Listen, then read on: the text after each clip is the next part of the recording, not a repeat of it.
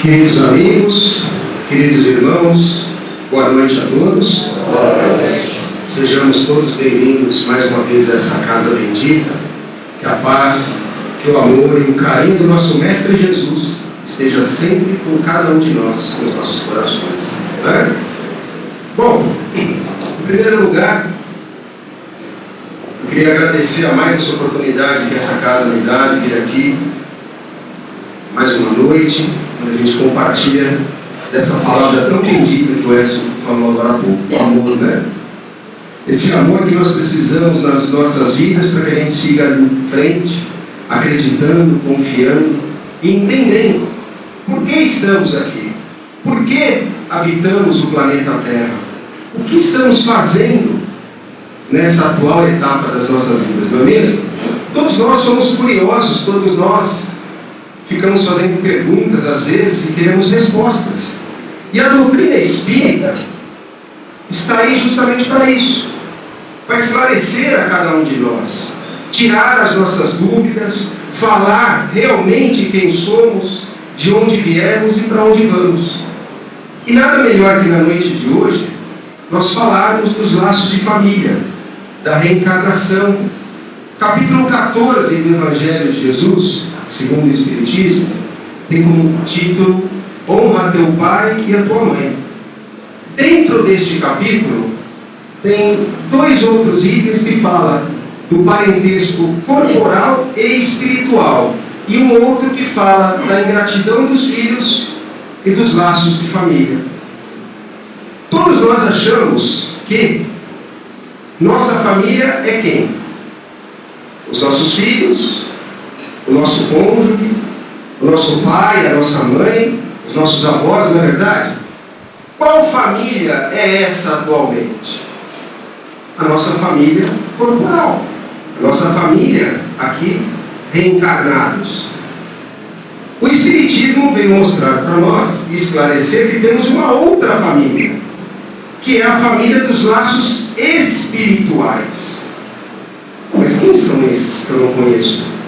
Não pode ser o meu pai, ou a minha mãe, ou os meus filhos, ou alguém que convive? Claro que pode. Diz nesse capítulo do Evangelho que os laços de família espirituais têm um vínculo maior.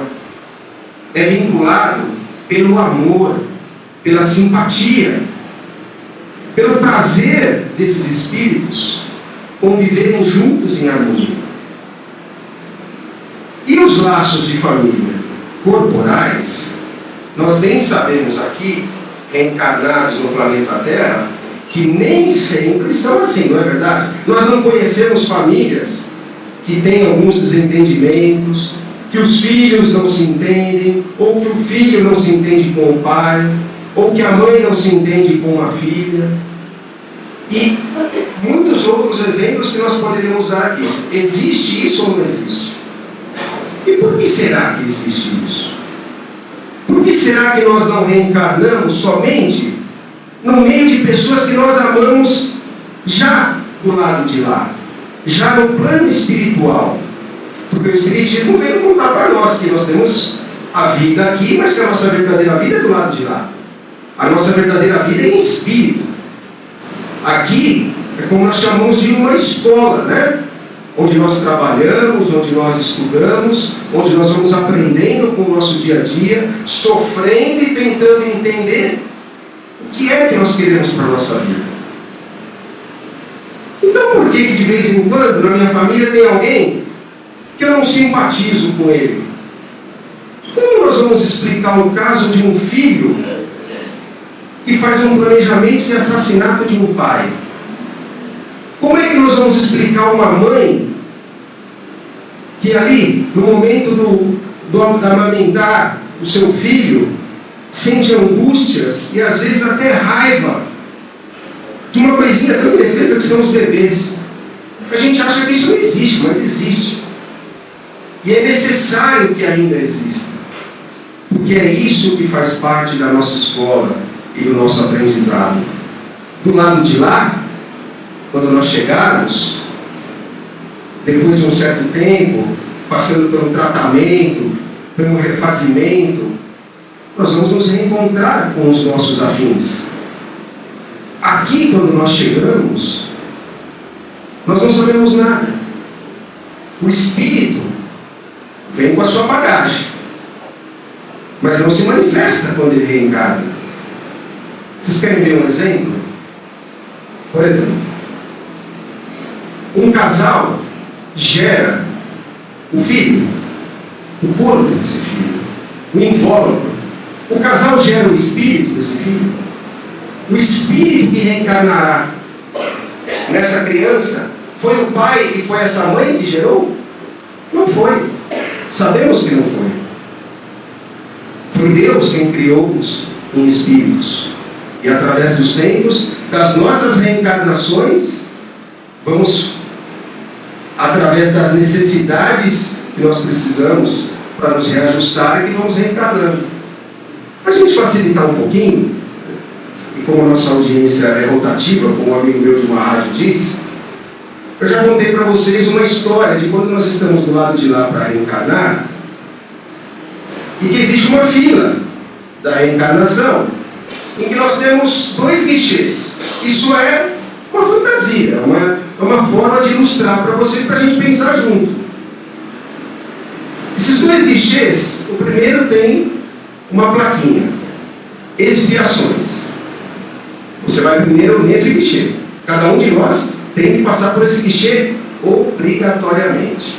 E tem um outro guichê que chama-se, a plaquinha, provas. Então a gente está lá na fila, pedimos muito para reencarnar, precisamos reencarnar, e chega a nossa vez na fila das expiações. Nos é dado um envelope. Olha, você vai ser isso. Essa é a sua família, você vai ter essa esposa, ela vai ter esse tipo de pensamento, ela vai funcionar assim, ela já viveu com você em outras vidas, você vai ter aqui, 2 filhos. Um vai ser mais ou menos assim, você vai ter que se ajustar com ele, o outro você já foi filho dele numa outra encarnação, e por aí vai. O que significa? São os nossos ajustes de vidas passadas que nós temos para voltar aqui e trabalharmos isso. Para quê? Para que a gente evolua, para que a gente vença todas as nossas dificuldades, os nossos medos, tudo aquilo de ruim que nós não conseguimos vencer nessa última etapa de vida. Bom, peguei o meu envelope, fiquei satisfeito e pensei, o que tem aquele das provas? Vou lá conhecer. O que faz esse guichê? Você já pegou da expiação? Já.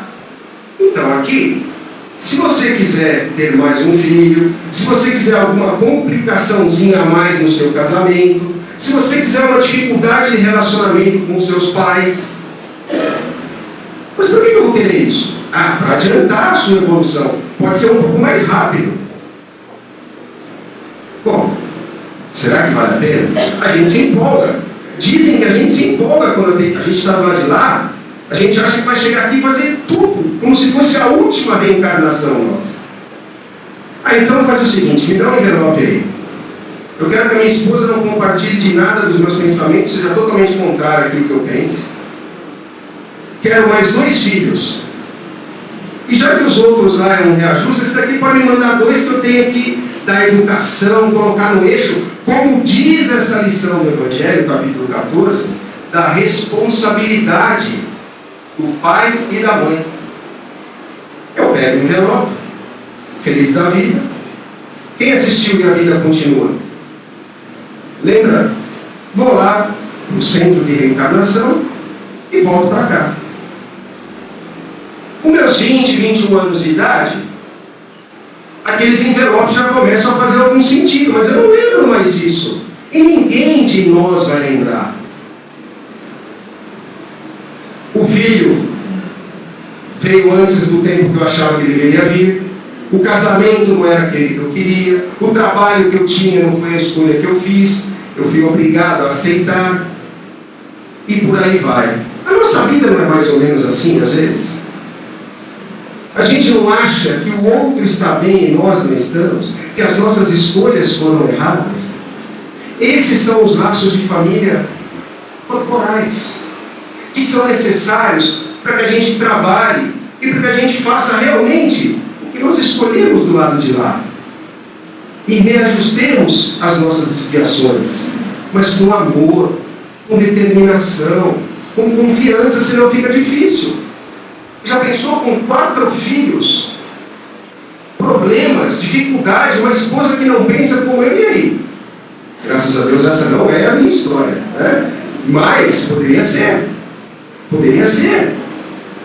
Por isso que nós precisamos da doutrina espírita, para que caso fosse, eu tivesse como entender o porquê das coisas.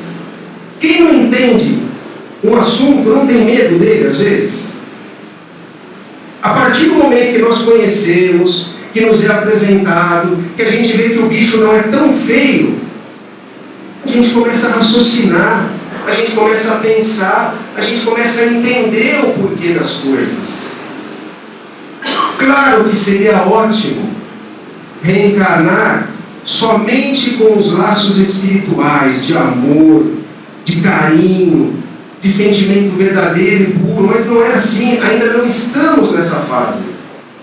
Estamos em outra fase, provas e expiações. Essa atual etapa de reencarnação para cada um de nós, ela é muito importante para a gente tratar o nosso espírito. Nós estamos em fase de tratar o nosso espírito, e é junto da nossa família que nós vamos ter essa oportunidade de tratamento. Se nós estamos numa casa como essa hoje, confiando nesse trabalho, acreditando em tudo isso que nós estamos recebendo aqui, será que é por um acaso? Será que foi sem querer? Será que nós não merecemos?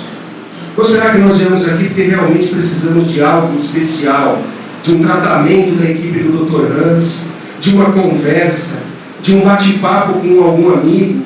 Será que não estamos formando uma nova família com laços espirituais? Será que um dia, quando chegarmos do lado de lá, qualquer um de nós não pode se reconhecer e um estender a mão ao outro e falar: você está precisando de uma ajuda? Será que isso não é tão importante quanto tudo aquilo que nós aprendemos na escola, no trabalho, no nosso dia a dia? Esse é o caminho que pode facilitar as coisas para nós. Entender realmente o porquê das coisas. Entender o porquê, às vezes, na nossa família, alguém que parece ter um laço tão grande, de repente demonstra uma certa ingratidão por participar dessa família.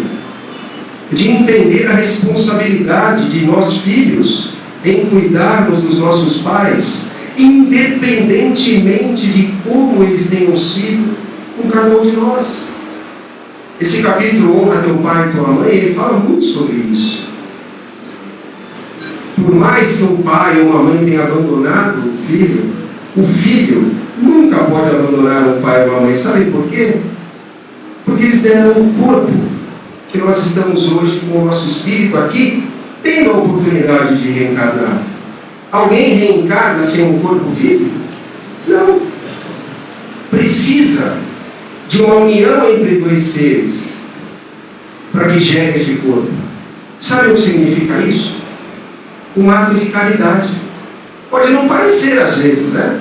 Porque a gente vê tantas situações no meio que a gente vive, no mundo que a gente vive atualmente, mas é um ato de caridade. Permitir a reencarnação de um espírito é uma atitude de caridade. Por quê? Porque esse é o nosso trabalho, reencarnar. Precisamos, porque através das reencarnações é que nós vamos nos melhorar. Através das nossas reencarnações é que um dia, quem sabe, todo esse laço familiar, todo esse parentesco, seja só de união pelo amor. Já pensou que gostoso? Unidos pelo amor. Tem um livro do Vanderlei Soares, que é uma psicografia da Irmã Sanfon, que fala sobre isso. Unidos pelo amor. O verdadeiro sentimento que Jesus, há mais de 2000 anos, veio mostrar para a gente. Ele não veio dizer: amar o teu próximo como a ti mesmo. assim você estará amando a mim e a Deus. Não foi a frase mais séria que Jesus deixou para nós? Ele falou também, precisávamos amar os nossos inimigos, aqueles com quem não concordávamos, e entre outros. Já pensou os nossos pais? Os nossos familiares? Mas o amor que a gente conhece ainda, não é esse amor que Jesus ensinou. O nosso amor ainda, quando nós pensamos em família, principalmente nos laços corporais, é o sentimento de controle, de posse, às vezes de orgulho. E a gente pode até pensar, nossa, será? Vamos refletir isso depois no nosso lar. Quantas vezes a gente não pensa e não quer que as pessoas que vivem com a gente façam aquilo que nós gostamos?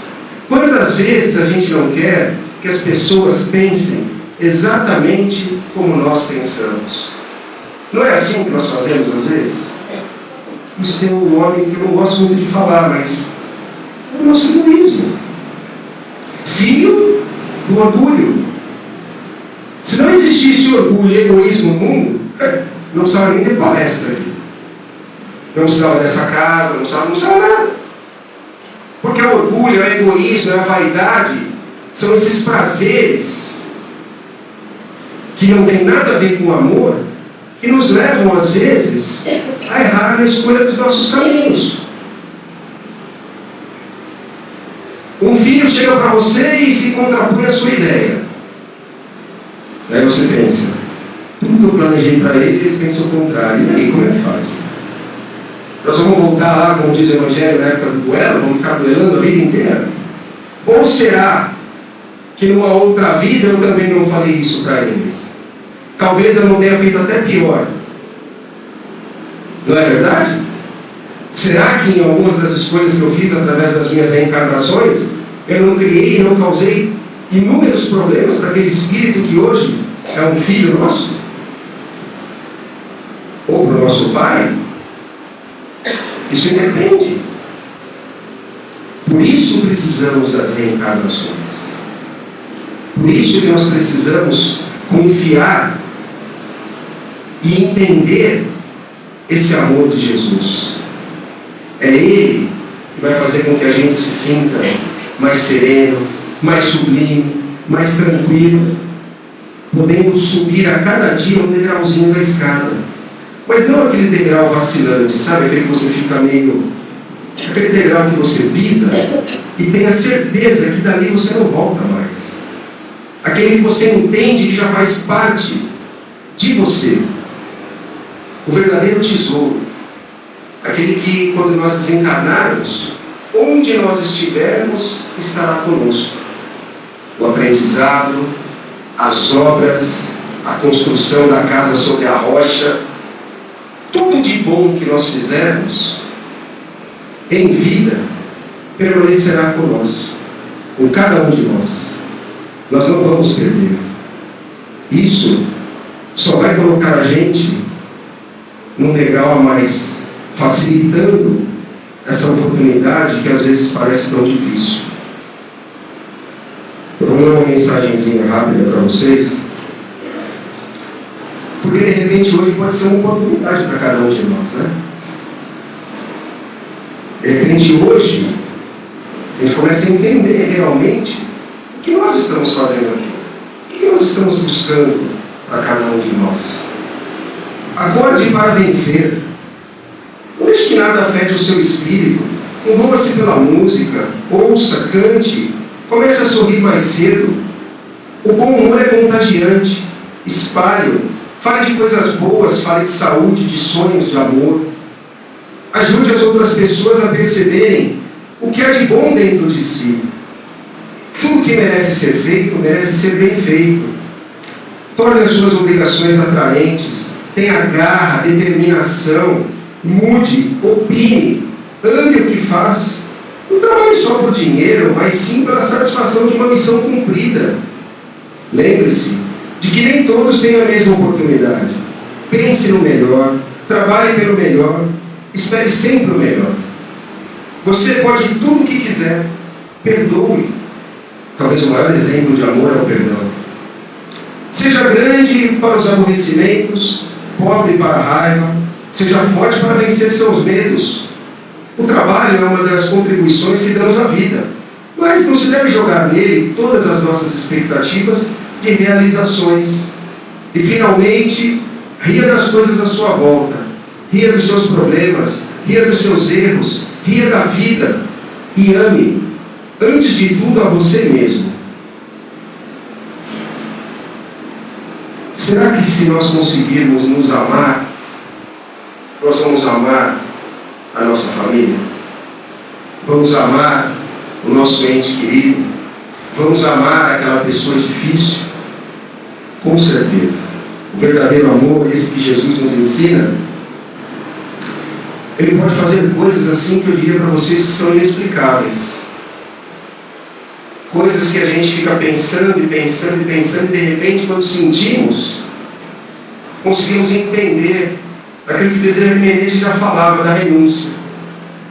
Ele sempre falava que para sentir esse verdadeiro amor era preciso renunciar. E renunciar, às vezes, é um pouco difícil para nós, né? Uma palavra que nem aparece muito no nosso dia a dia.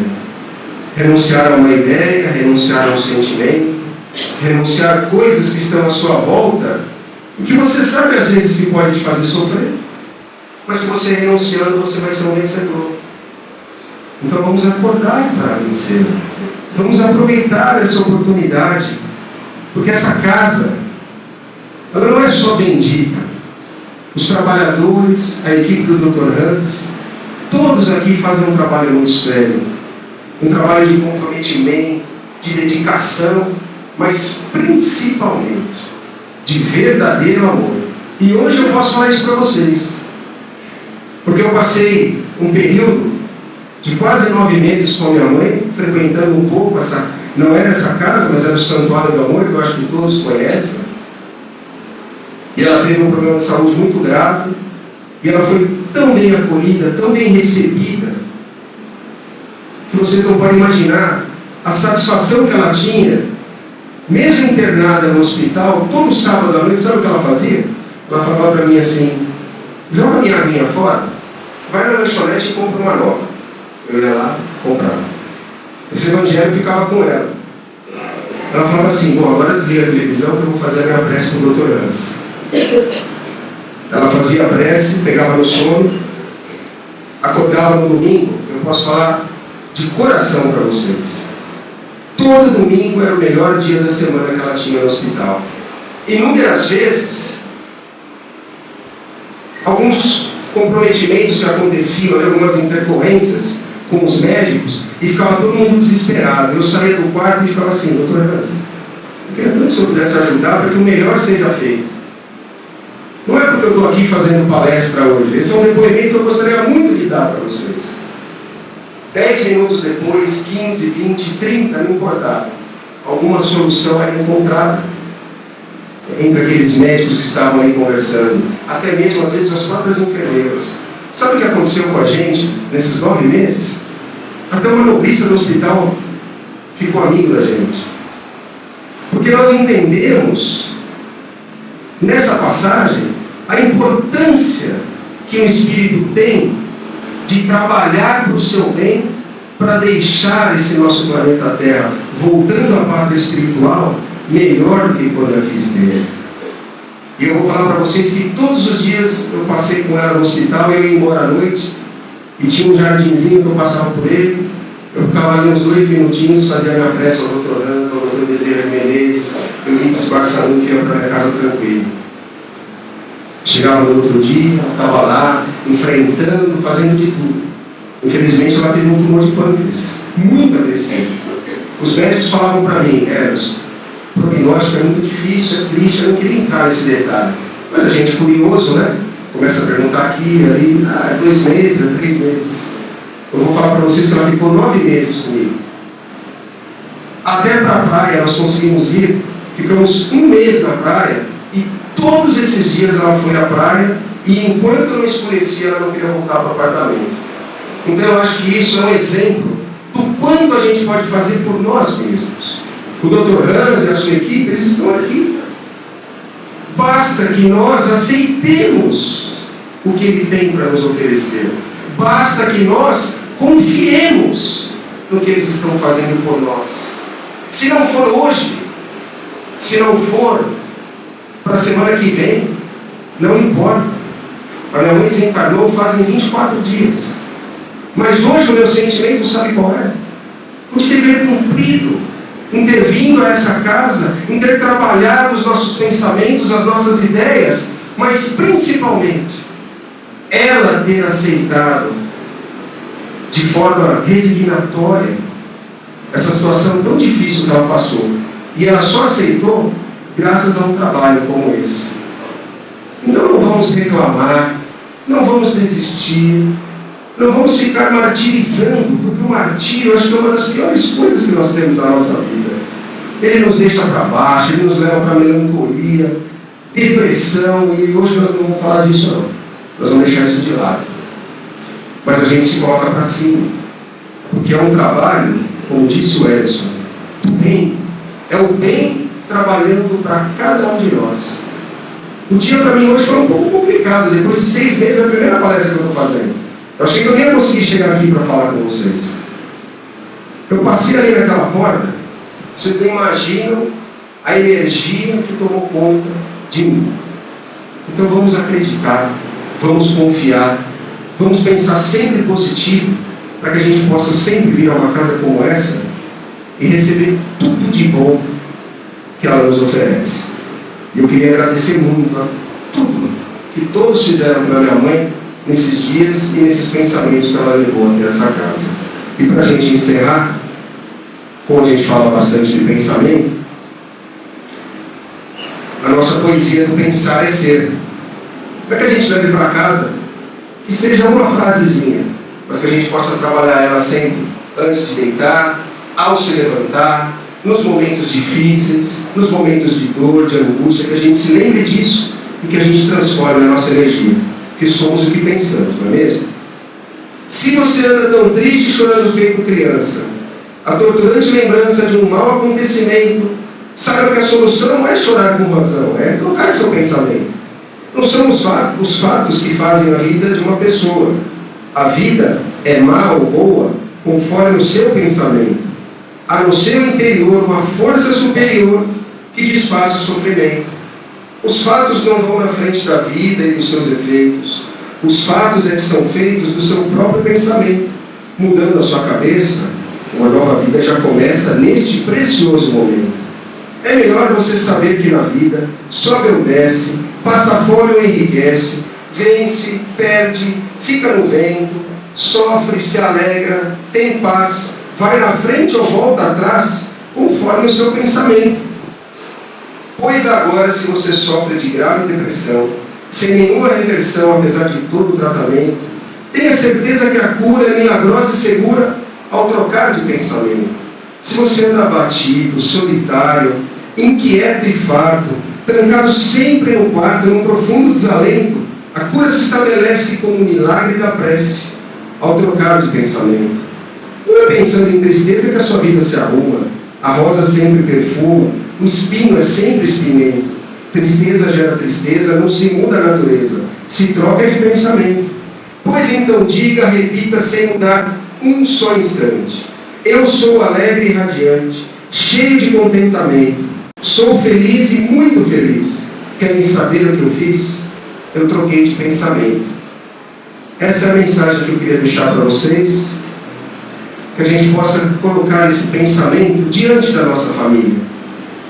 Trocar alguns dos pensamentos que nós temos, talvez por não compreender ainda essa nossa família corporal, e vislumbrarmos já esse trabalho de hoje para termos uma querida família no lado espiritual.